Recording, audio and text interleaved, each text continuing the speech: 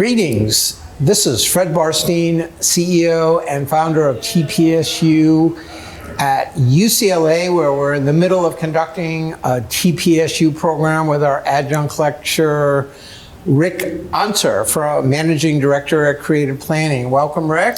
Thank you, Fred. Okay, if we ask you a few questions. Absolutely. Before we start, Rick is, as I said, the Managing Director here of Creative Planning here in Southern California. Creative Planning is one of the largest defined contribution consulting firms, and Rick, located here, covers this whole territory. He's also a Forbes contributor, and he does a industry-wide famous 401k Fridays podcast with industry-leading thought leaders. So Rick, going through this program, I know this is your first time. You had some ideas about what you want to do for your next program, which is scheduled for October. Yeah, October seems to be the time of year where companies are making decisions about their 401k plans. So we thought, why not orient the theme of the next program to what it's like to make 401k decisions. So thinking about splitting that into two different camps, one being talking about, okay, well, there are process and fiduciary-oriented decisions that people need to make around whether it be going to RFP or conducting benchmarking or reviewing their investment lineups or changing out members of their 401k committee, whatever it might be. There's a lot of decisions on that end that I think are really good to help people understand and appreciate that are more, let's call them blocking and tackling. And then I think there's more business-related decisions that, quite frankly, I don't know that a lot of plan sponsors really know where to think or where to start if they want to tackle it. A big thing that we're seeing out in the marketplace right now as an example is, hey, we want to recruit and retain talent, and how can we use our retirement plan to do that? And one of the things that naturally comes up is, well, we feel like we need to contribute more money towards our match. Well, how would I go about doing that?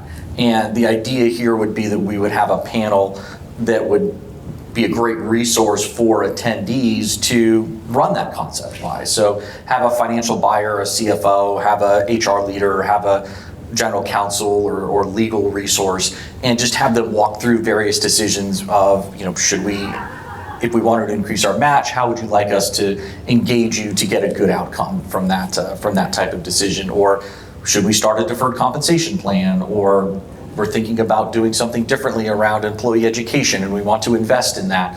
Whatever it might be, just kind of having resources for people to almost have a little role play on how to maybe get the best outcome from things that they're thinking about doing differently in 2024. And are you seeing that the war for talent and this low unemployment rate is affecting how people are looking at their 401k or 403b plan?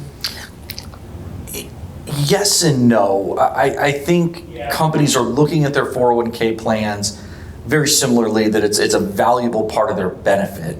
I think what a lot of people are trying to think about in this war for talent is, what else can I be doing for people as part of an overall retirement benefit, and looking at different avenues. Some of those might be provisions within Secure 2.0. Some of those might be providing deeper or newer resources to help support their employees.